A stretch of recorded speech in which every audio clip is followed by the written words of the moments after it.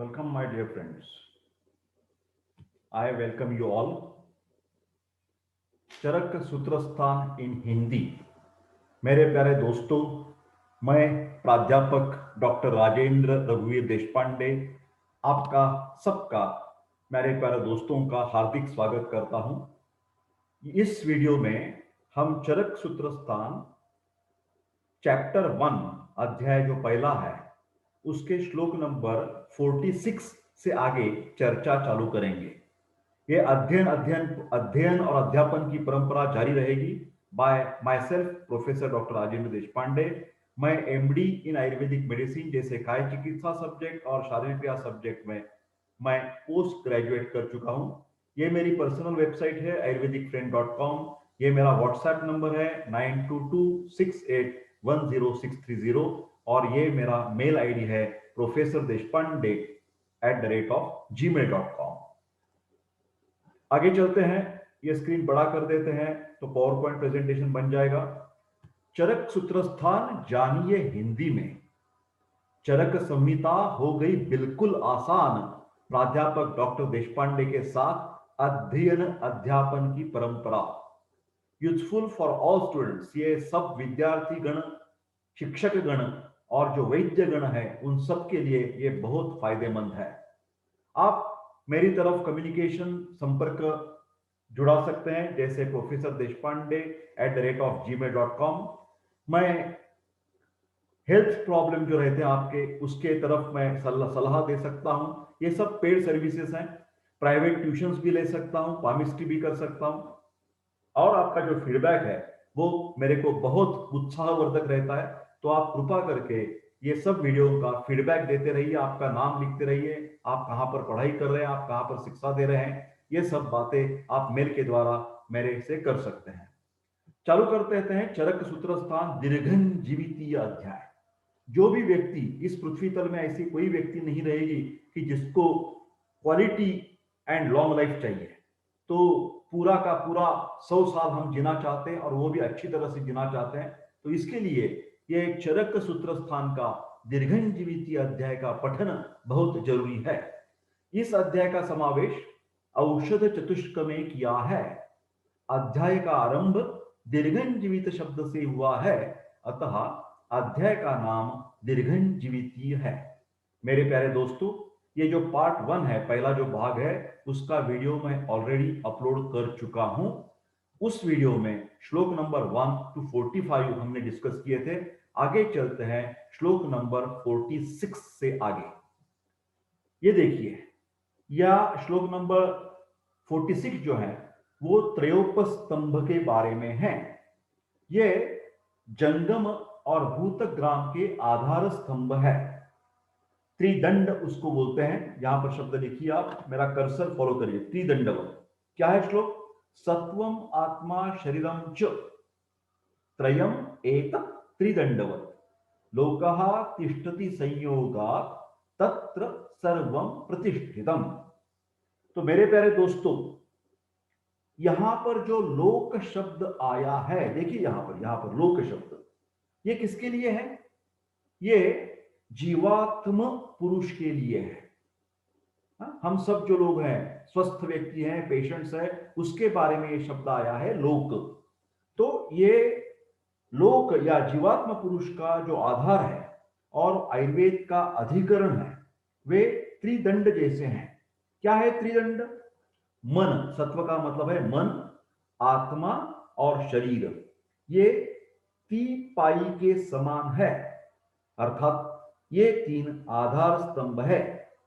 इन तीनों के संयोग से, मन, आत्मा और शरीर के अच्छे तरह से संयोग से, यह जीवात्मा युक्त जो पुरुष है, हम जो ह्यूमन बीइंग्स है, वो उसको लोक कहा है। यहां पर वो स्थित है, उनमें कुछ स्टेबिलिटी है, हमारा लाइफ अच्छा चल रहा है और इसी लोक में सब कुछ प्रतिष्ठित है।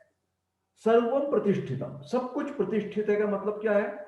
कि जो भी हमारे ह्यूमन बीइंग है, जो भी मनुष्य है, उसको जो कर्म करना पड़ता है, कर्म फल है, ज्ञान प्राप्ति है, मोह है, सुख दुख है, ये सब चीजें जिसमें प्रतिष्ठित हैं, वो कहां पर है? सत्व, आत्मा और शरीर, इसके लगाव किसके साथ है? तो इसको मतलब सत्वात्म शरीर संयोग को पुमान कहते हैं। पुमान, इससे चेतन भी कहते हैं, और यही हमारा संयोग पुरुष है। और ये जो जो मनुष्य देह है वो आयुर्वेद शास्त्र का अधिकरण, आयुर्वेद शास्त्र का अधिकरण मतलब आश्रय है, क्योंकि उस मनुष्य देह के स्वास्थ्य के लिए ही आयुर्वेद शास्त्र प्रकाशित किया गया है। अभी देखिए, इसका थोड़ी चर्चा करेंगे। पुरुष और लोक, ध्यान से सुनिए, पुरुष और लोक, इनकी दोनों शब्दों की अभिव्यक्ति अलग अलग है। पुरुष शब्द से पंच महाभूत और चेतना, जिसको आत्मा बोलते हैं, ये संयोग का बोध होता है। लोक शब्द से संसार में दृश्यमान यावत पदार्थों का बोध होता है। ये दोनों शब्द जो है पुरुष और लोक, इसमें बहुत साम्य है, जिसका वर्णन चरक संहिता के शारीर स्थान अध्याय 5 में विस्तार से किया गया है। यहां त्रिदंड शब्द को, यह जो त्रिदंड शब्द है, जिस लोक शब्द का कथन किया गया है, इस लोक शब्द से पुरुष का ही ग्रहण करना चाहिए। ध्यान से सुनिए, क्योंकि चरक शारीर में क्या लिखा है? पुरुषोयम लोक संहिता। चरक शारीर 5 में 5/3 पुरुषोयम लोक संहिता इति उवाच भगवान पुनर्वसु आत्रेया यावन्तो हि लोके मूर्तिमन्तो भावविशेषाः तावन्तः पुरुषे यावन्तः पुरुषे तावन्तो लोके।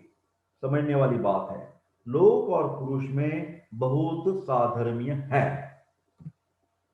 आगे चलते हैं, श्लोक नंबर 48। नौ कारण द्रव्य, यहां द्रव्य का परिगणन मोजमाप किया है। 9 प्रकार के द्रव्य हैं। खादिन्यात्मा मनहा कालो विशिष्ट द्रव्य संग्रह। ख का मतलब है आकाश, खादी का मतलब है आकाश आदि पंचमहाभूत। कौन से है पंचमहाभूत? आकाश, वायु, अग्नि, जल और पृथ्वी। तो ये पंचमहाभूत है। तो ये पंचमहाभूत तथा आत्मा, तो 5 और ये 6, 7 मन, 8 काल और 9 दिशा। तो कुल मिला के कितने हो गए? 9 द्रव्य हो गए। इसमें जो द्रव्य है उसमें भी चेतन और अचेतन, ये 2 प्रकार हो जाते हैं। द्रव्य जो है, द्रव्य चेतन और अचेतन। जो द्रव्य इंद्रिय सहित है उसको चेतन कहलाते हैं, और जो इंद्रिय रहित है उसको अचेतन या जड़ कहे जाते हैं।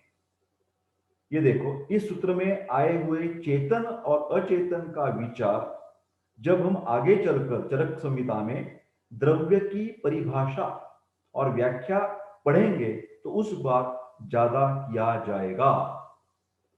यहां और एक ध्यान दीजिए, ये द्रव्य शब्द के तरफ। द्रव्य कर्म और गुण का, कर्म और गुण का जो समवायी कारण है उसे द्रव्य कहते हैं। क्या बोल रहा मैंने? कर्म और गुण का समवायी कारण, उसको हम क्या कहेंगे? द्रव्य कहेंगे। ये देखो, द्रव्य भेद यहां पर मैंने किया है। ये कारण द्रव्य 9 है। आकाश, वायु, अग्नि, जल, पृथ्वी। खादिनी, आत्मा, मन, काल और दिशा। और कार्य द्रव्य 2 प्रकार के, चेतन और अचेतन। चेतन में पुनः जांगम और औद्भिद। जांगम में मधु, मांस, मूत्र आदि। औद्भिद के पुनः 4 प्रकार हो जाते हैं: वनस्पति, वानस्पत्य, विरुद्ध और औषधि। वनस्पति का मतलब बिना पुष्प और फल, उदाहरणार्थ वट का वृक्ष और उदुम्बर आदि का मतलब है एक्सेट्रा। वानस्पत्य का मतलब है पुष्प और फलयुक्त, उदाहरणार्थ हिरडा, भेड़ा आदि। विरुद्ध का मतलब है प्रतान, जैसे कि बेल, गुड़वेल इत्यादि। औषधि का मतलब है फल के पक्व होने पर जिसका विनाश होता है, उदाहरणार्थ तिल और मूंग। आगे चलते हैं, श्लोक नंबर 49। क्या लिखा है उसमें? सार्था गुरुवादयो, ये देखिए गुरुवा, सार्था गुरुवादयो बुद्धि ही प्रयत्नांता परादयाः गुणाः प्रोक्ताः। प्रॉपर्टीज के क्लासिफिकेशन दिया है, टोटल नंबर दिया है, टोटल प्रॉपर्टीज कुल मिला के 41 प्रॉपर्टीज है। उसमें गुरुवादि गुण जो है वो 20 है, सार्थ गुण 5 है, परादि गुण 10 है और आत्म गुण 6 है। ध्यान से देखिए, ये पदार्थ विज्ञान वाला भाग है। तो यहां पर देखिए, गुरुवादेव बुद्धि ही प्रयत्नांता, ठीक है।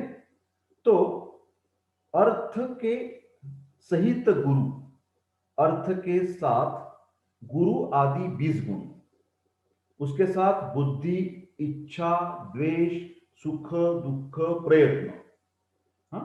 और परादि का मतलब है परत्व, अपरत्व, युक्ति, संख्या, संयोग, विभाग, पृथ्वत्व, परिणाम, संस्कार और अभ्यास। ये जो 10 गुण है ना, उसका मैं बार बार बताने वाला हूं। जो विद्यार्थी गण नोट्स निकाल रहे हैं उनके लिए ये भाषा, ये संभाषण बहुत धीमी गति से मैं कर रहा हूं।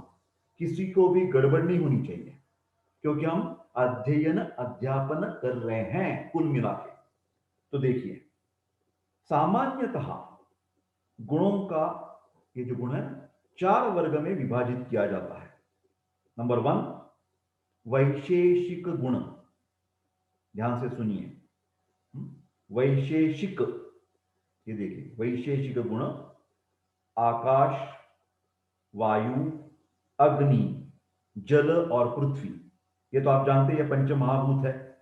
तो इन पंचभूतों के क्यों श्रोत्र, त्वक, श्रोत्र, त्वक, चक्षु, रसना और घ्राण, इन इंद्रियों के क्रमशः एक एक विशेष गुण होने के कारण, एक एक विशेष गुण होने के कारण शब्द, स्पर्श, रूप, रस, गंध, इनको वैशेषिक या इंद्रिय गुण, वैशेषिक या इंद्रिय गुण कहलाते हैं। अभी गुरुवादि गुण, गुरुवादि में क्या आ जाता है? गुरु, ये जो 10 विशेष गुण है वो 10 और उसके अपोजिट 10 ऐसे होता है। तो उसमें उसके भी हम चर्चा करेंगे, जैसे कि गुरु और लघु। ध्यान से सुनिए, इसकी बात कर रहा हूं मैं। गुरु, लघु, शीत, उष्ण। देखिए यहां पर कर्सर है, गुरुवादि गुण, गुरु, लघु, शीत, उष्ण, स्निग्ध रुक्ष, लिखते जाइए आप, स्निग्ध रुक्ष, स्थिर सर, मृदु कठिन, मंद और तीक्ष्ण, विशद और पिच्छिल, श्लक्ष्ण और खर, और स्थूल एंड सूक्ष्म, एंड सांद्र एंड द्रव। ये 20 गुण गुरुवादि गुण कहे जाते हैं। तो इसका हमेशा हम प्रैक्टिस में इस्तेमाल करते हैं। ध्यान से सुनिए, गुरुवादि गुण बहुत महत्वपूर्ण है हमारे प्रैक्टिस के लिए। ये जो दोष हम कहते हैं, वात, पित्त, कफ, धातु कहते हैं, रस, रक्त आदि, उन सबको हमें गुण मालूम होने चाहिए। उसके साथ साथ जो आहार है उसके भी हम इसी बारे में चर्चा करते हैं, वो गुरु है या लघु है, शीत है या उष्ण है, उसी करके आगे चलते हैं। हम बात करेंगे आध्यात्मिक गुण। आत्म गुण का मतलब है आध्यात्मिक गुण। बुद्धि, 6 की बात कर रहा हूं मैं, ये देखिए कर्सर, देखिए कर्सर, 6 की बात कर रहा हूं, लिखते जाइए। बुद्धि, इच्छा, द्वेष, बुद्धि इच्छा द्वेष, बुद्धि इच्छा द्वेष, सुख दुख और प्रयत्न, ये आध्यात्मिक गुण हैं जो सचेतन के धर्म है। जो सचेतन भाग है हमारे पृथ्वी तल पर, तो सचेतन में ऑर्गेनिक जो भाग है उसमें आत्मगुण रहने ही चाहिए। आगे चलकर पराधि गुण की बात करते हैं। पराधि सामान्य गुण, पराधि सामान्य गुण कौन सा है वो?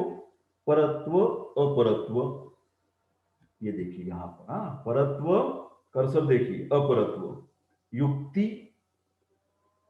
कर्सर देखिए, युक्ति, संख्या, संयोग विभाग और पृथक्त्व, परिणाम, संस्कार और अभ्यास, ये 10 पराधि गुण कहलाते हैं। इन गुणों को चिकित्सा कर्म में सफल होने का उपाय बतलाया गया है। कुछ जो विद्वान है, ये जो श्लोक है हमारा 40 करीबन 8 नंबर का, उसमें सार्थ शब्द आया है। तो कई जो अभ्यासक हैं वो बोलते हैं कि सार्था गुरुवादेव, इसमें क्या करना चाहिए? सार्थ शब्द में मन के अर्थों का भी, जो मन के जो विषय हैं, चिंतम विचार्यम उय्यम च ध्येयम संकल्पमेव च, इसका भी अंतर्भाव इस गुणों में करना चाहिए। ठीक है, तो आगे चलकर थोड़ी चर्चा करते हैं। ये देखिए कि शब्द स्पर्श रूप रस गंध है ना, पांचभौतिक शब्द स्पर्श रूप रस गंध, और आत्मा जो है बुद्धि सुख दुख इच्छा द्वेष प्रयत्न, ये देखिए यहां पर। तो और गुरुवादि विशेष गुण, गुरुवादि 20, इनको विशेष गुण कहलाते हैं। अब क्यों कहलाते हैं? विशेष शब्द क्यों है? क्योंकि इन गुणों के आधार पर एक वस्तु दूसरी वस्तु से अलग समझी जाती है। जो पृथक बतलाए, पृथक की हमें इंफॉर्मेशन दे दे, उसे हम विशेष कहते हैं। क्यों कहते हैं? क्योंकि चरक सूत्र स्थान श्लोक नंबर 45 में, श्लोक नंबर 45 में चरक सूत्र स्थान में, इसी अध्याय में चरक कहते हैं विशेषस्तु पृथक्त्वकृत। तो विशेष गुण का प्रयोजन क्या होना चाहिए?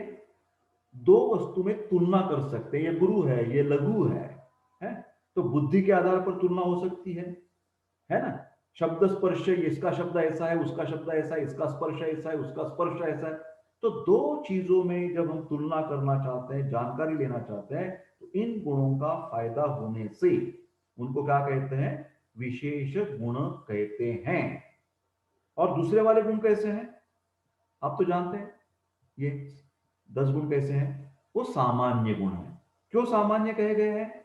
क्योंकि इनकी सहायता से वो अनेक द्रव्यों के साथ एक साथ पाए जाते हैं। इनके द्वारा एक वस्तु, यहां पर कर्सर, एक वस्तु दूसरी वस्तु से अलग नहीं की जा सकती। ये पराधि गुण फिर एक बार मैं बता देता। संख्या, परिणाम, अभी कर्सर देखिए यहां पर है, संख्या, परिणाम, पृथक्त्व, संयोग विभाग, परत्व अपरत्व, गुरुत्व और द्रवत्व, इससे ये सामान्य गुण है।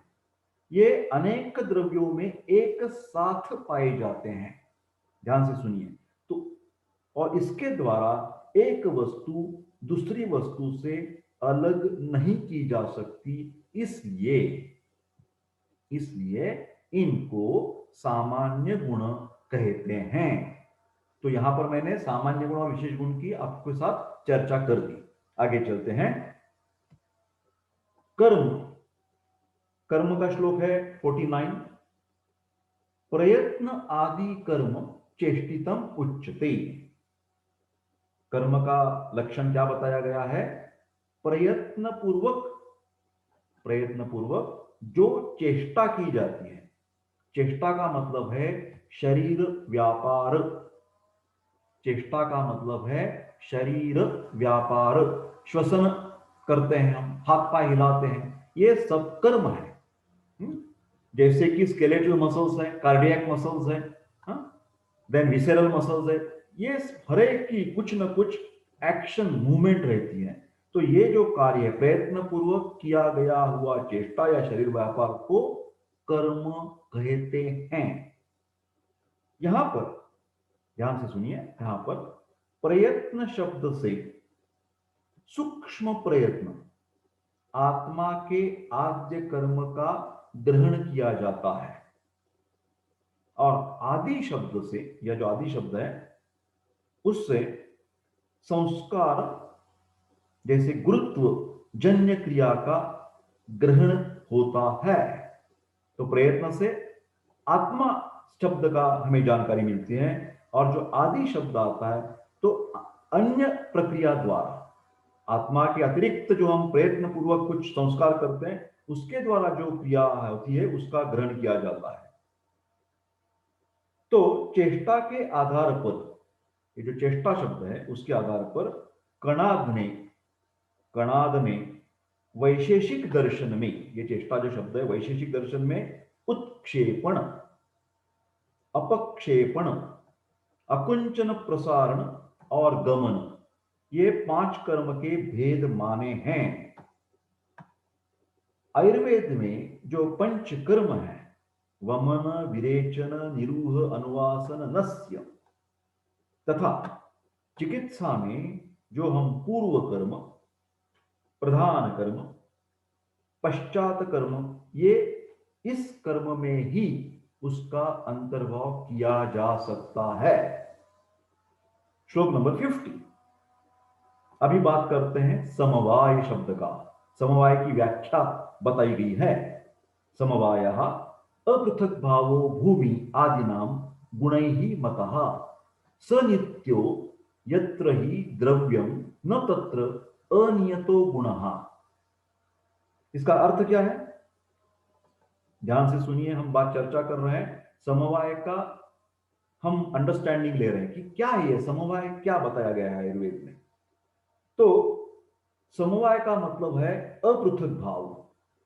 अपृथक भाव का मतलब है नित्य संबंध, कांस्टेंट कांटेक्ट, नित्य संबंध, अपृथक, वी कैनॉट सेपरेट।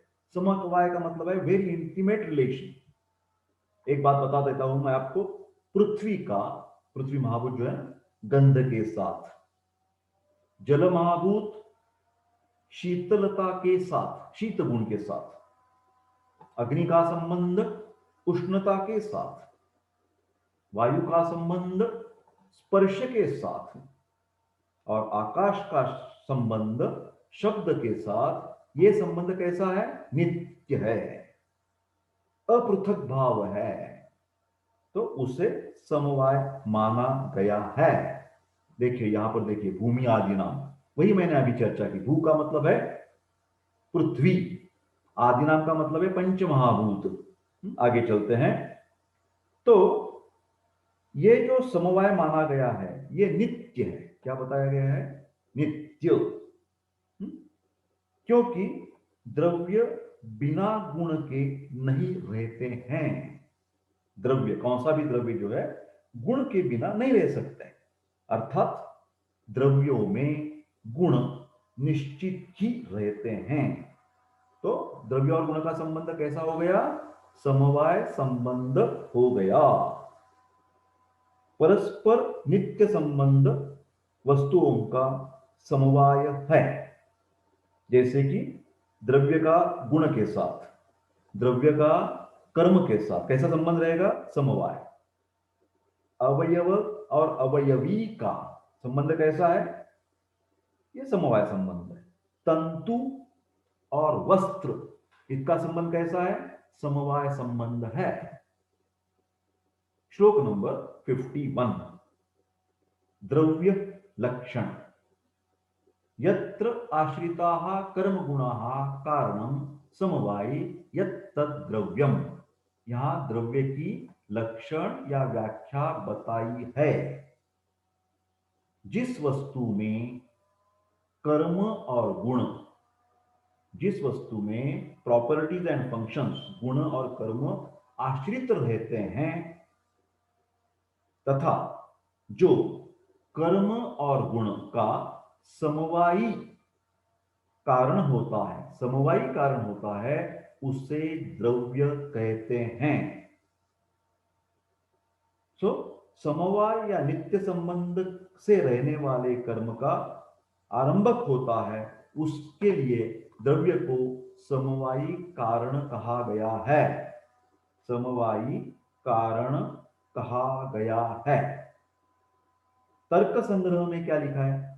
तर्क संग्रह, यत् समवेत, यत् समवेत कार्यम उत्पद्यते तत् समवायी कारणम। यत् समवेत कार्यम उत्पद्यते तत् समवायी कारणम। एक उदाहरण देखिए, मिट्टी है ना, मिट्टी, वो अपने में समवाय संबंध में से रहने वाले मिट्टी और घट, मिट्टी और घट, ये जो क्या है, घट रूपी कार्य का वो उत्पादक है। मिट्टी क्या है?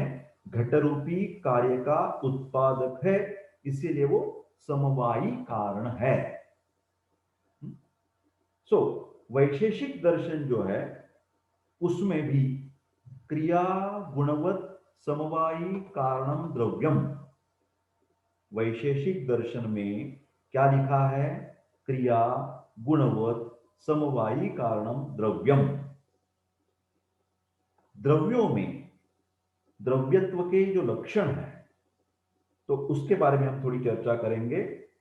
द्रव्य लक्षण के अनुसार, द्रव्य लक्षण के अनुसार संसार में 9 प्रकार के कारण द्रव्य पाए जाते हैं। पहले हम देख चुके हैं 9 प्रकार के कारण द्रव्य। कौन से है वो? आकाश, वायु, अग्नि, जल, पृथ्वी और आत्मा, मन, काल और दिक्। तो ये तो द्रव्य हो गए। तो अभी हम चर्चा करेंगे कि ये प्रत्येक द्रव्य में कौन से गुण हैं और कौन से कार्य हैं। आकाश, आकाश देह कारण द्रव्य है ना, आकाश, तो उसमें शब्द गुण है और अप्रतिघात, रुकावट डालने से मना करना, without any obstruction. Space, space क्या करता है? You have to flow very easily without any obstruction. तो इसीलिए अप्रतिघात ये कर्म है आकाश का, और शब्द क्या है? गुण है। अभी आगे चलते हैं। आकाश, वायु, बात कैसी कर रहे हैं हम? द्रव्य की बात करें, कारण द्रव्य की।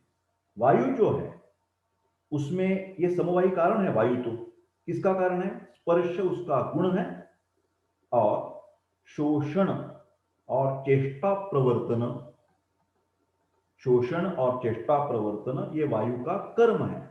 तो ये शब्द का और चेष्टा प्रवर्तन का समवायी कारण कौन हो गया? समवायी कारण वायु महाभूत हो गया, कारण द्रव्य। अग्नि, अग्नि है ना, अग्नि कारण द्रव्य है ना। एक पीछे जाता हूं मैं, अभी इधर बताता हूं। ये देखिए, हम इसकी चर्चा कर रहे हैं। ये सब द्रव्यों के बारे में हम जानकारी ले रहे हैं। ये कारण द्रव्य देख रहे हैं ना, इधर कॉन्सेंट्रेशन कीजिए।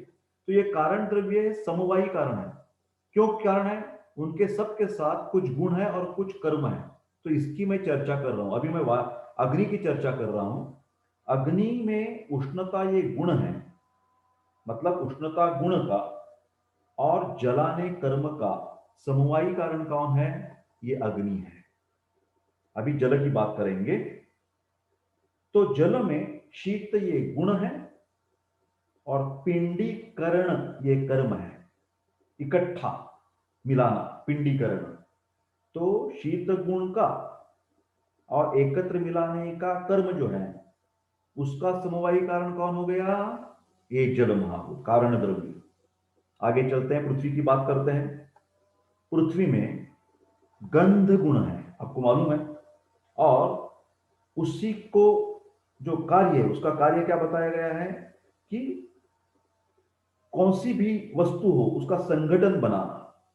तो संगठन बनाना ये कार्य है और गंध ये गुण है। इनका समवायी कारण कौन है? ये पृथ्वी, ये द्रव्य है, कारण द्रव्य। आगे चलते हैं, आत्मा की बात करते हैं। आत्मा में जानते हैं आप, आत्मा में सुख दुख इच्छा द्वेष ये गुण है। आत्मा में, जीवात्मा में सुख दुख इच्छा द्वेष ये गुण है और उन्मेष निमेष जीवन इंद्रियों में संचरण ये जैसी कार्य है। तो ये गुण कार्य का समवायी कौन हो गया? देखिए, आत्मा कारण द्रव्य। आगे चलते हैं, मन की बात करते हैं। मन का गुण कौन से है? मन, ये देखिए यहां पर मन, अणुत्व और एकत्व। तो इसका समवायी कारण द्रव्य है, यह मन द्रव्य। और उसके कार्य क्या है? इंद्रियों का अपना नियंत्रण, ऊहापोह विचार, ये सब मन की कार्य है। तो ये गुण और कार्य का समवायी कारण कौन सा है? ये मन कारण द्रव्य है। आगे चलते हैं, काल की बात करते हैं। काल में नित्यत्व, व्यापकत्व, शीत उष्ण वर्षा का होना, ये सब क्या बताए हम? गुण है। और उसके साथ साथ प्राणियों का संहार करना या भूत भविष्य वर्तमान इत्यादि का व्यवहार का ज्ञान कराना, ये काल का कार्य है, इसीलिए वो समवायी कारण है। अभी दिशा की बात करते हैं। ये दिशा क्या है? दिशा से व्यापक होना ये गुण है। दिशा का व्यापक होना ये गुण है। और कर्म से पूर्व पश्चिम इत्यादि व्यवहार का ज्ञान कराना ये उसका कर्म है। और ये दोनों का क्या होता है? वो समवायी कारण बन गया, ये दिशा। अभी हम बात कर रहे थे कि द्रव्य की व्याख्या की बात कर रहे थे कि जिसमें क्या है? गुण और कर्म है। अभी कार्य द्रव्य के बारे में सोचते हैं। यहां पर कार्य द्रव्य के बारे में, चेतन और अचेतन। चेतन के पुनः दो प्रकार होते हैं, बहिश्चेतन और अंतश्चेतन, है ना? तो अंतश्चेतन और यह है बहिश्चेतन, है ना? तो अंतश्चेतन द्रव्यों में जो ज्ञान होता है, सुख दुख का अनुभव होता है, किंतु वे अपने ऊपर होने वाले आक्रमण का प्रतिरोध करने में असमर्थ होते हैं। जैसे कि ये वनस्पति वर्ग। ये वनस्पति क्या है? अंतश्चेतन। ध्यान से सुनिए, वनस्पति क्या है? अंतश्चेतन। क्यों? क्योंकि उनमें सुख दुख तो है, फिर वो प्रकट नहीं कर पाते। कभी कभार कतिपय द्रव्यों में प्रत्यक्ष रूप में अंतश्चेतना देख सकते हैं। जैसे लज्जावंती को छूने पर वो सिकुड़ जाती है। सूर्यमुखी का फूल जो है वो सूर्य की गति के अनुसार घूमता रहता है। तो क्या हो गया? इसकी जो अंतश्चेतना थी वो बाहर प्रकट हो गई। फिर ज्यादातर ये जो बहिश्चेतन वाले जो द्रव्य हैं उसमें चेतना का बाह्य रूप से प्रत्यक्ष अनुभव होता है। और ये द्रव्य अपने ऊपर होने वाले आक्रमण का मुकाबला, प्रतिरोध करने में समर्थ होते हैं। जैसे जंगल में कौन आते हैं? मनुष्य प्राणी हैं, पशु हैं, पक्षी हैं। और ये घट जो है अचेतन। अचेतन द्रव्यों में न तो अंतज्ञान होता है न तो बहिज्ञान होता है। जैसे कि ये सब खनिज चीजें यहां पर हमने बताई हैं। अभी हम इसकी बात पूरी कर दी, द्रव्य लक्षण का पूरा अनुभव हमने ले लिया। आगे चलते हैं, बात करते हैं गुण का लक्षण। गुण का मतलब है प्रॉपर्टीज, उसकी व्याख्या करेंगे। क्या है गुण की व्याख्या, प्रॉपर्टीज की व्याख्या? चरक संहिता सूत्र स्थान चैप्टर 1 की हम बात कर रहे हैं, श्लोक नंबर 51 चल रहा है। समवायितु निश्चेष्टः कारणं गुणः। समवायितु निश्चेष्टः, जो जो ये गुण जो है द्रव्य के साथ उसका संबंध कैसा है? समवायी संबंध है, फिर वो खुद चेष्टा रहित है। इसका मतलब है किसी द्रव्य के ग्राह्य होने के कारण, मतलब अपने समान गुण का उत्पादक वो नहीं हो पाता, उसे गुण कहते हैं। वो स्वयं कुछ एक्टिविटी नहीं कर पाते, सिर्फ वो जुड़ा रहता है, किसी के साथ जुड़ा रहता है, द्रव्य के साथ ये चीज गुण जुड़े रहते हैं, इसीलिए उन्हें समवायी कहा गया है। गुण, ये जो गुण है द्रव्य में आश्रित तो है, और क्रियाहीन होने के कारण, क्रियाहीन होने के कारण कर्तृत्व विहीन और अप्रधान होने से गुणों की, ये देखिए गुणों की गुण संज्ञा है। ये इसके बारे में एक श्लोक मैं आपको बता देना चाहता हूं। क्रियाहीनत्वेन, क्रियाहीनत्वेन कर्तृत्व अभावात, कर्तृत्व अभावात, इसकी बात कर रहे हैं, गुण की बात कर रहे हैं, कर्तृत्व अभावात अप्राधान्येन, अप्राधान्येन गौणत्वात्, सेकेंडरी, द्रव्य के कंपैरिजन में ये सेकेंडरी है, गौणत्वात् गुण इति संज्ञा। समझ में आ गई बात? गौण शब्द है ना, गौण, गौणत्वात् गुण, गौण का मतलब है लेस इंपॉर्टेंट देन द्रव्य, तो ये गुण हो गया। तो आगे चलते हैं, हम आगे वाला श्लोक देखते हैं। ये कर्म के बारे में, द्रव्य है, गुण है और कर्म है, कर्म की व्याख्या, लक्षण, कर्म लक्षण का मतलब ही कर्म की व्याख्या। श्लोक नंबर 52, चरक सूत्रस्थान, चैप्टर 1। संयोगे च विभागे च कारणम द्रव्यम आश्रितम कर्तव्यस्य क्रिया कर्म, कर्म न अन्यत अपेक्षते।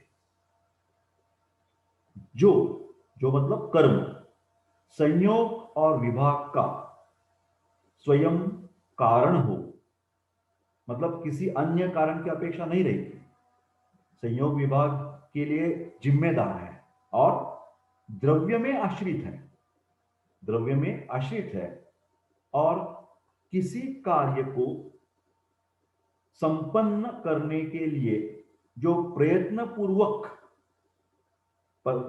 क्रिया की जाती है उसे कर्म कहते हैं। और इसी प्रकार इस जो पृथ्वी तल में, संसार में जो कारण है उसका वर्णन किया गया है। थोड़ी सी इसके बारे में चर्चा करेंगे। अभी श्लोक नंबर 52 के बारे में आप नोट्स बना दीजिए। प्राध्यापक डॉक्टर देशपांडे बहुत धीमी गति से चल रहे हैं कि आपको चरक अध्ययन और अध्यापन की बात चल रही है, तो नोट्स निकाल दीजिए आप। चक्रपाणी कहते हैं कि कर्म शब्द व म न, जो पंचकर्म की बात है, अदृष्ट, अदृष्ट, अदृष्ट मतलब नहीं दिखने वाला जो दैव है या भाग्य है, और क्रिया, इन अर्थों का बोधक है। एक बार रिपीट कर देता, चक्रपाणी कहते हैं कि जो कर्म शब्द है ना, ये कर्म यहां पर वो तीन अर्थ में लेना चाहिए। पहले कर्म शब्द से हम जानते हैं वमन आदि कर्म, वमन विरेचन बस्ती रक्त मोक्षण नस्य। दूसरा, जो अदृष्ट हमारा जो लक फैक्टर है उसको भी हम कर्म बताएंगे। और तीसरी वाली जो प्रत्यक्षतः फिजियोलॉजिकल एक्टिविटीज होती है, क्रियाएं, उसको भी हम कर्म ही कहेंगे, ऐसा चक्रपाणी कहता है। कर्तव्यस्य क्रियाकर्म है ना, कर्तव्यस्य क्रियाकर्म। तो आयुर्वेद के प्रयोजन सिद्धि, आयुर्वेद का प्रयोजन क्या है? क्या है प्रयोजन आयुर्वेद का? धातु साम्य प्रस्थापित करना, यह हमारा प्रयोजन है, ये कर्तव्य है। तो कर्तव्य से क्रियाकर्म, तो ये हमारी धातु साम्य की स्थापना करने के लिए चिकित्सा संबंधी जो क्रिया की जाती है उसे भी, क्योंकि यह कर्तव्य से क्रिया है ना, कर्तव्य से क्रिया, हमारी ट्रीटमेंट कर्तव्य से क्रिया, क्या हमारे कर्तव्य क्या है? पेशेंट को ठीक ठाक करना, तो उसके लिए हम जो भी मैनेजमेंट करते हैं उसको हम कर्म कहना चाहिए। इसीलिए आयुर्वेद में पंचकर्म शब्द जो है, वमन विरेचन निरूह बस्ती अनुवासन बस्ती और नस्य, इन 5 कर्मों का बोधक है। तथा वचन, मन और शरीर, वचन लिख दीजिए आप, मन और शरीर, स्पीच, माइंड एंड बॉडी। हाँ, इसके द्वारा भी जो जो हम क्रियाएं करते हैं उसे भी कर्म कहते हैं। वाचिक क्रिया, मानसिक क्रिया और शारीरिक क्रिया, इनको भी हम क्या कहेंगे? कर्म कहेंगे। और एक शब्द है सुश्रुत संहिता में। सुश्रुत संहिता में मैं आपको हो सके तो रेफरेंस बता सकता हूं, सुश्रुत सूत्र स्थान 40, कृपा करके लिख दीजिए। कृपा करके सुश्रुत सूत्र स्थान चैप्टर नंबर 40 श्लोक नंबर 4। सुश्रुत ने वहां पर औषध कर्म बताए हैं और वो कर्मों के भेद का क्लासिफिकेशन क्या बताया है? सुश्रुत की बात कर रहा हूं, ये चर्चा चल रहा है अभी। वमन, विरेचन, संशोधन, संशमन, सांग्राहिक, अग्निदीपक, पीडन, लेखन, ब्रूहण, रसायन, वाजीकरण, शोथकर, विलयन, दहन, दारण, प्राणघ्न, विष प्रशमन। इसका जो अभी अभी मैंने शब्द, जो पूरे के पूरे जो शब्द बता दिए, वो सब के सब औषधि कर्म है, ऐसे सुश्रुत ने कहा है। ठीक है। और द्रव्यों के जो कर्म की प्रक्रिया रहती है, शरीर में जाकर विभिन्न द्रव्य अपना अपना कर्म किस प्रकार और किस आधार पर करते हैं, ये जो कर्म कैसे किया जाते हैं, कर्म कैसे होते हैं, तो उसके लिए आयुर्वेद का जो पंच महाभूत सिद्धांत है और त्रिदोष सिद्धांत है, वो कर्म के लिए आधारभूत है। आयुर्वेद में पुरुष और सृष्टि, पुरुष का मतलब हम ह्यूमन बीइंग एंड सृष्टि का मतलब नेचर, ये दोनों को, पुरुष और सृष्टि को पांचभौतिक माना है। और ये त्रिदोष जो है वात पित्त कफ, इनकी भी उत्पत्ति पंच महाभूतों ही से बनी है। तो जब शरीर के पांचभौतिक घटकों में वृद्धि या ह्रास होता है, तब वात पित्त कफ में विषमता हो जाने से रोग की उत्पत्ति होती है। रोग की उत्पत्ति क्या होती है? विकारो धातु वैषम्यम साम्यम प्रकृति उच्यते। तो इस प्रकार आयुर्वेद जो क्रिया है, क्रिया का मतलब कर्म, कर्म का मतलब चिकित्सा, लक्ष्य क्या है कि ये पंच महाभूत को घटाकर, जो बढ़े हैं उनको घटाना है और जो घटे हुए हैं उनको बढ़ाना है। और क्या करना है? हमें साम्य प्रस्थापित करना है। तो इस कार्य के लिए द्रव्यों का प्रयोग किया जाता है। ठीक है। तो द्रव्यों के जो कर्म है, पांचभौतिक संगठन से पंचमहाभूतों की जो न्यूनाधिक मात्रा पर यह कर्म निर्भर रहता है। ये जो द्रव्य कर्म कर्म कहते हैं, तो ये कर्म कई बार रस से होता है, कई बार गुण से होता है, कई बार विपाक से होता है, कई बार वीर्य से होता है। सो रस, गुण, कर्म, वीर्य और प्रभाव से ये सब कर्म हो जाते हैं। रस, द्रव्यगत रस, गुण, वीर्य, विपाक, प्रभाव से कुछ कुछ अंश में अपना अपना कर्म करते हैं। तो औषध द्रव्यों की जो कर्म रहते हैं, फार्माकोडायनामिक्स जिसको बोलते हैं, वो क्रिया जो हमारा जो मेडिसिन है, शुंठ है, जिंजर है या चित्रक है, तो उनमें और जो सेल्स है उनके बीच में होने वाली रासायनिक प्रक्रिया पर निर्भर होता है। आयुर्वेद के अनुसार द्रव्यों का शरीर पर होने वाला परिणाम जो है, वो द्रव्यों के पांचभौतिक संगठन और उनके जो गुण हैं, उनके आधार पर यह परिणाम निर्भर है। तो अभी हम बात कर रहे थे कि ये कर्म की बात कर रहे थे, तो कौन सी कर्म किसी ढंग से होता है? फार्माकोडायनामिक्स क्या होता है? एक तो वृद्धि करनी है, हमें बढ़ाना है किसको? तो सामान्य द्रव्य इस्तेमाल करते हैं। सामान्य द्रव्य इस्तेमाल करने से क्या कर्म बनेगा?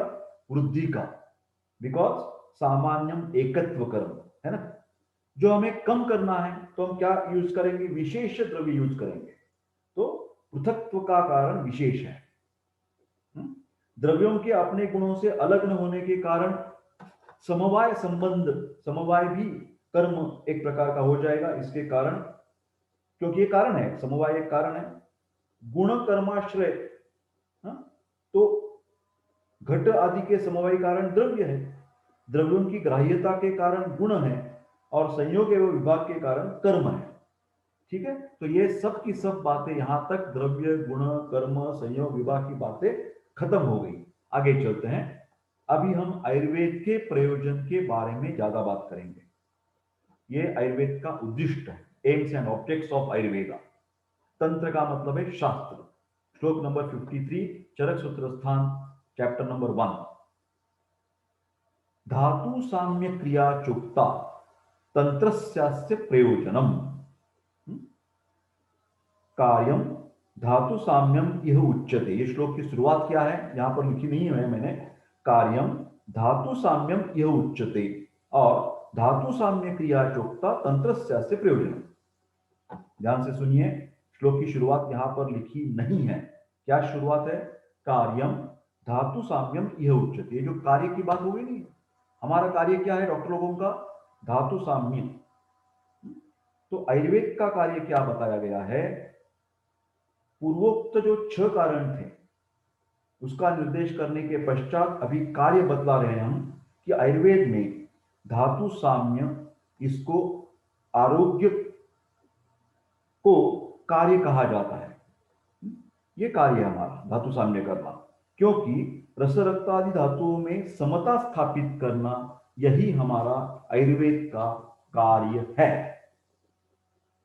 चरक और सुश्रुत दोनों में स्वस्थ व्यक्ति की स्वास्थ्य रक्षा और रोगी व्यक्ति का रोग दूर कराना, ये आयुर्वेद का प्रयोजन कहा गया है। चरक सूत्रस्थान चैप्टर नंबर 30 क्या कहते हैं? प्रयोजनम च अस्य स्वस्थस्य, प्रयोजनम च अस्य स्वस्थस्य स्वास्थ्य रक्षणम आतुरस्य विकार प्रशमनम च। चरक सूत्रस्थान चैप्टर 30 श्लोक 26। और सुश्रुत सूत्रस्थान में चैप्टर नंबर 1 श्लोक 14, इह खलु आयुर्वेद प्रयोजनम व्याधिउपसृष्टानां व्याधि परिमोक्षः स्वस्थस्य रक्षणम च। तो दोनों का, चरक सुश्रुत का एक ही कहना है कि प्रिवेंशन एंड क्यूरेटिव। तो ये दोनों जो कार्य, स्वास्थ्य व्यक्ति का स्वास्थ्य रक्षण करना हो या रोगी व्यक्ति का उपचार करना हो, ये दोनों कार्य धातु साम्य पर निर्धारित हैं। अतः दूसरे शब्दों में यहां जो धातु साम्य आयुर्वेद का प्रयोजन कहा गया है, ये जो धातु साम्य शब्द है उसके ऊपर ध्यान दीजिए। इन दोनों में एक प्रॉब्लम आ सकता है कि जैसे कि कोई विसंगति लोग को मालूम होगी कि यहाँ आयुर्वेद एक बार कह रहे हैं कि पंच महाभूत में साम्यावस्था लाना है, त्रिदोष में बैलेंस करना है, तो यहाँ धातु की बात क्यों हो रही है? तो ध्यान से सुनिए, यहाँ धातु शब्द व्यापक अर्थ से लिया गया है। इस श्लोक में धातु शब्द का अर्थ बहुत ही व्यापक है। शरीर को धारण करने वाले, शरीर को धारण करने वाले प्राकृत दोष, प्राकृत धातु, प्राकृत मल, इन सब को धातु से यहां पर पुकारा गया है। चरक ने विमान स्थान चैप्टर 8 में दशविध परीक्षा बताते समय धातु साम्य को कार्य कहा है। उधर भी धातु शब्द से न कि केवल रसरक्त मांस लेना चाहिए, बल्कि दोष, धातु और मल जो प्राकृत है, क्योंकि उनसे हमारा शरीर का धारण होता है, वो सब में हमें साम्य लाना है। ध्यान से सुनिए, रसादि धातुओं को समभाव रखना का कार्य है, और उसका अभी ये हो गई कि यह हमारा कार्य है। तो ये कार्य हो गया है, धातु साम्य कार्य अच्छी तरह से हो गया है। ये हम कैसे जानेंगे? धातु साम्य कार्य अच्छी तरह से हो गया है, ये कैसे जानेंगे? उसका उत्तर चरक विमान स्थान चैप्टर 8। धातु साम्य हो गया, इसका उत्तर चरक विमान स्थान चैप्टर 8 श्लोक नंबर 89 उसमें दिया है। लक्षण सुनिए, हमारी ट्रीटमेंट अच्छी हो गई, हम स्वस्थ हो गए, धातु साम्य कार्य अच्छा हो गया, कैसे जानेंगे? लिखिए मेरे प्यारे दोस्तों, लिखिए। नंबर 1, रोग का शांत हो जाना, जो हेल्थ कंप्लेंट है वो ठीक ठाक हो जाना। वेदना शांति, no pain in the body. स्वर और वर्ण प्राकृत हो जाना, स्वर और वर्ण प्राकृत हो जाना। शरीर और बल की वृद्धि, शरीर और बल की वृद्धि। भोजन की इच्छा, भोजन की इच्छा। भोजन काल में रुचि, भोजन काल में रुचि। भुक्त आहार का सम्यक समय में पचन होना या हजम होना, अन्न पचन अच्छी ढंग से होना। यथा समय निद्रा, यथा समय निद्रा। बुरे स्वप्नों को न देखना। जगने पर सुखानुभूति होना, जब हम when we get up from the bed you must feel yourself fresh, तो सुखानुभूति। अधोवायु मल और मूत्र का बिना कष्ट से निर्गमन होना। मन बुद्धि और इंद्रिय विकार रहित होना। ये सब लक्षण हमने पा लिए तो मानो कि धातु साम्य क्रिया जो कर्म है, वो आयुर्वेद का जो प्रयोजन है वो अच्छी तरह से पूरा हो गया। आगे चलते हैं। अभी आयुर्वेद का प्रयोजन देख लिया, तो हमें रोग से प्रतिबंध करना है, तो रोग के त्रिविध हेतु की हम चर्चा करेंगे। श्लोक नंबर 54।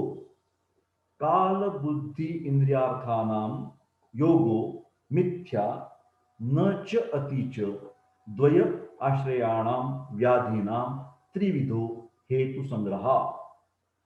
इसमें रोग के इंपॉर्टेंट त्रिविध हेतु या कॉजेस या एटियोलॉजी, कारण बताए हैं। हेतु का मतलब है कारण। ये कारण जो है वो बहुत ही बेसिक है। Root cause of any disease, root cause of any disease. क्या लिखा है यहां पर? काल। पहला शब्द क्या है? काल। काल का मतलब है परिणाम, काल का मतलब है परिणाम। उसमें कहा जाता है शिशिर वसंत ग्रीष्म वर्षा शरद हेमंत, इसका संबंध काल से है। बुद्धि का मतलब है प्रज्ञा, इंटेलिजेंस। और इंद्रियार्थ कौन से हैं? शब्द स्पर्श रूप रस गंध।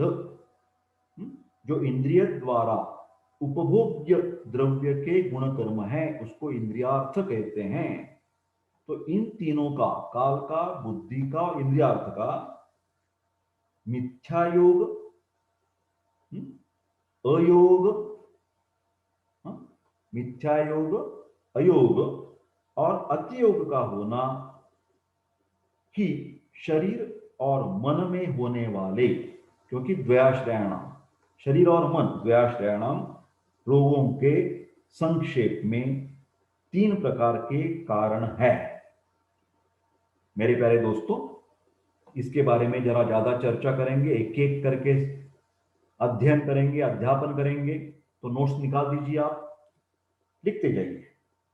काल को परिणाम भी कहते हैं। परिणाम, इफेक्ट। परिणाम का मतलब है इफेक्ट, क्योंकि काल के सभी प्रकार के अच्छे बुरे कर्मों का, काल, ये देखिए काल, सीजन्स, प्रिय या अप्रिय परिणाम सामने लाता है। काल की सामान्य पहचान वर्ष है, ईयर बोलते हैं ना, वर्ष। काल का मतलब है ईयर, वर्ष। एक वर्ष में 6 ऋतुएं होती हैं, शिशिर वसंत ग्रीष्म वर्षा शरद हेमंत। प्रत्येक ऋतु में 2 महीने होते हैं। इन ऋतुओं का मिथ्यायोग, अयोग और अतियोग होता है और ये रोगजनक कारण होता है। उसके कुछ उदाहरण देखते हैं, लिख दीजिए आप। हेमंत ऋतु में अधिक जाड़ा, ठंडी। ग्रीष्म ऋतु में अधिक गर्मी, काल का बात कर रहा हूं मैं। वर्षा ऋतु में अधिक वर्षा हो जाएगी तो उसको हम क्या कहेंगे? अतियोग कहेंगे। हेमंत ऋतु में जाड़ा या ठंडी, ग्रीष्म में गर्मी या वर्षा में बरसात बिल्कुल न होना, उसको हम क्या कहेंगे? अयोग कहेंगे। और हेमंत ऋतु के शीत पड़ने के बजाय, हेमंत ऋतु में शीत होनी चाहिए, उसके बजाय गर्मी हो रही है या बरसात हो रहा है, तो उसका हम क्या कहेंगे? उसको मिथ्यायोग कहेंगे। एक बार मैं फिर बता देता, काल को परिणाम कहते हैं। परिणाम क्यों कहते हैं? क्योंकि काल के संपूर्ण और अच्छे बुरे कर्मों का उसी तरह धर्म और अधर्म रूप के परिणत कर यथा समय वो जो काल है वो फल देने वाला होता है, बुरा या अच्छा फल देने वाला होता है। आगे चलते हैं, बुद्धि की बात करते हैं।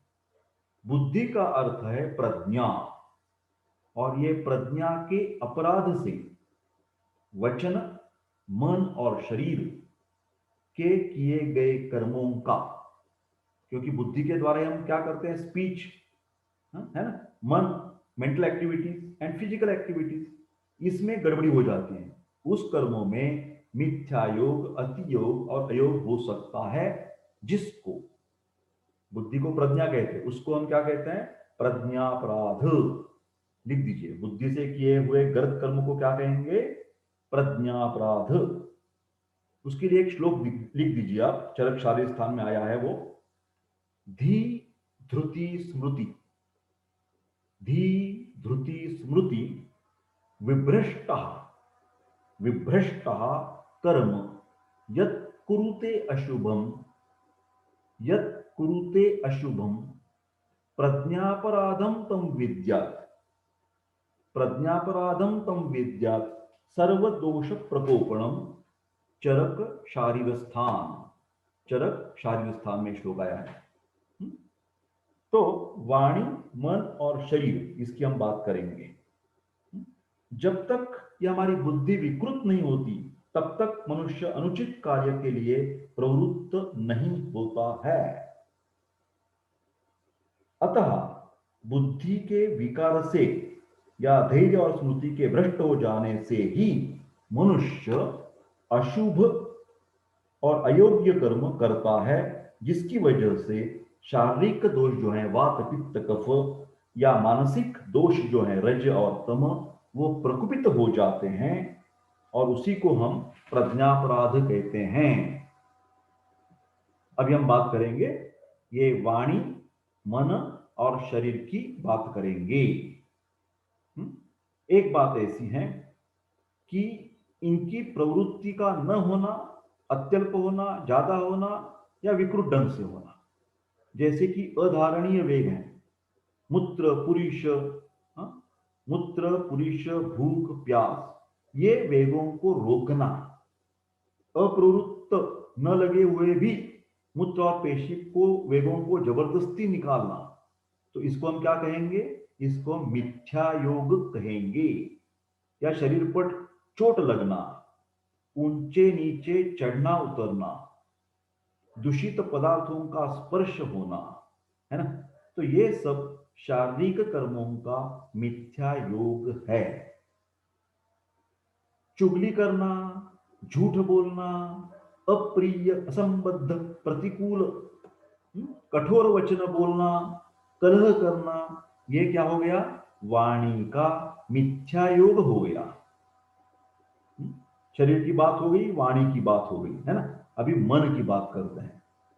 भय, शोक, क्रोध, लोभ, मोह, मान मतलब अहंकार, ईर्ष्या करना, ये सब मन के बारे में, मानसिक कर्मों के बारे में मिथ्या योग के आपको मैंने उदाहरण दे दिए। अभी बात करते हैं ये इंद्रियार्थ की, क्योंकि क्या है लिखा है देखिए यहां पर इंद्रियार्थ। एक एक लेते हैं। श्रोत्रेंद्रिय के बारे में सोचते हैं। श्रोत्रेंद्र ईयर, अतियोग, अयोग और मिथ्यायोग है ना इंद्रियार्थ। देखिए यहां पर कर्सर, कान से जोरों की आवाज, नगाड़ा, बैंड बाजा, पटाखा, मेघों की गर्जना, चिल्लाने और रोने की आवाज, ये सब श्रोत्रेंद्रिय का अतियोग है इंद्रियार्थ। कानों से शब्दों का एकदम न सुनना या बहुत धीमी सुनना, ये अयोग है। और कठोर प्रियजन का विनाश, तिरस्कार भरे, भयावने, हिंसक जंतुओं के भयंकर और दिल को दहलाने वाले जो शब्द है उसको हम मिथ्यायोग कहेंगे। अभी त्वचा के बारे में बात करेंगे। स्किन, त्वचा के साथ अति शीतल, अति उष्ण का संपर्क, इसके अभ्यंग, स्नान, उपटन, प्रदेह, प्रलेप, ये अतियोग हो गया। इन विषयों के बारे में बिल्कुल स्पर्श न होना, यह अयोग हो गया। और शीत उष्ण, इसका जो संबंध है वो क्रम विरुद्ध सेवन करने से, जैसे चाय पीकर ठंडा जल पीना, या किचन में काम करने के बाद, रसोई घर में काम करने के बाद तुरंत नहाने को जाना, त्वचा पर चोट लग जाना, गंदी वस्तुओं का स्पर्श हो जाना, ये सब मिथ्यायोग हो गया त्वचा के बारे में। अभी हम चक्षु के बारे में बात करेंगे। चक्षु का मतलब है आईज, अतियोग, अयोग और मिथ्यायोग। आंख से अत्यधिक चमक वाली अग्नि की ज्वाला, सूर्य की तीखी किरण देखना, अतिकाल तक देखना सूर्य की तरफ, ये अतियोग हो गया। नेत्रों के द्वारा रूपों का बिल्कुल नहीं देखना, अंधारे में रहना, कम देखना, ये अयोग हो गया। किसी वस्तुओं को बहुत समीप से देखना, अधिक दूर से देखना, या भयंकर, अद्भुत, विभत्स, विकृत, डरावने वाले रूपों को देखना, ये मिथ्यायोग हो गया चक्षु के बारे में। अभी बात करेंगे जिह्वा का, टंग। जिह्वा से अत्यधिक स्वाद लेना अतियोग है। एकदम संयोग न होना या हीन संयोग सब रसों का होना, यह अयोग है। और आहार विधि विशेषायतन, ये जो हमारे नियम है डायटेटिक्स के, उसकी नियमों की अवहेलना कर विपरीत रसों का जिह्वा के साथ संयोग होना, ये मिथ्यायोग है। और एक बाकी है घ्राणेन्द्रिय। नासिका के साथ अत्यंत तीक्ष्ण, उग्र, अभिसंधि गंधों का अधिक मात्रा में संयोग, ये अतियोग है। देन नाक में किसी की गंध का एकदम संयोग न होना या अल्प संयोग होना अयोग है। और दुर्गंधित, सड़ी गली वस्तुओं की गंध, प्रतिकूल उद्वेजक गंध, विषयुक्त वायु की गंध, शव की दुर्गंध, ये सब घ्राणेन्द्रिय के बारे में मिथ्यायोग हो गया। तो मेरे प्यारे दोस्तों, इस आज के वीडियो में हमने चरक संहिता सूत्र स्थान अध्याय 1 दीर्घंजीवित अध्याय में श्लोक क्रमांक 46 से 54 तक बात खत्म कर दी है। आगे चलकर हम श्लोक नंबर 55 से आगे चलेंगे।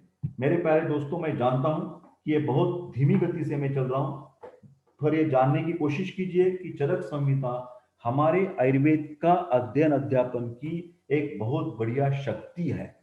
चरक संहिता जिसने अच्छी तरह से ज्ञान करवा ली, उसका बहुत कल्याण हो गया। उसको स्वास्थ्य रखने में, बीमारी को ठीक ठाक करने में उसकी बहुत मदद हो जाएगी, क्योंकि चरकस्तु चिकित्सिते, ये आयुर्वेद मैनेजमेंट करने के लिए बहुत फायदेमंद है। मेरे ख्याल से ये वीडियो बहुत शास्त्रीय तरीके से बना रहे हैं हम, तो उसका फायदा आयुर्वेद के विद्यार्थी, शिक्षक, डॉक्टर्स लोग जरूर करेंगे। सामान्य जन भी इसका आस्वाद ले सकते हैं कि चरक में क्या लिखा हुआ है। और हिंदी राष्ट्रीय भाषा होने से ये सब वीडियो पूरे चरक में कंप्लीट कर दूंगा। ये मेरे को फिक्र नहीं है उसके लिए कितने घंटे लगते हैं या कितने वीडियोस बनाने पड़ेंगे। फिर हम धीरे धीरे करके यह सब चरक संहिता का अध्ययन अध्यापन करेंगे।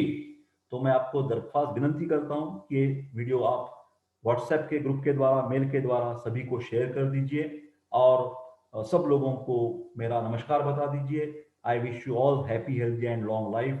एंड कृपा करके आपके मित्र परिवारों को मेरा जो यूट्यूब चैनल है वो सब्सक्राइब करने के लिए विनंती कर दीजिए मेरी तरफ से। बहुत बहुत धन्यवाद। अभी मैं यहाँ पर आपको बाय बाय करता हूँ और अगले वीडियो में मिलेंगे। चरक सूत्र स्थान अध्याय 1 दीर्घंजीवितीय श्लोक क्रमांक 55 से आगे। चलो बाय बाय, टेक केयर मेरे प्यारे दोस्तों, बाय।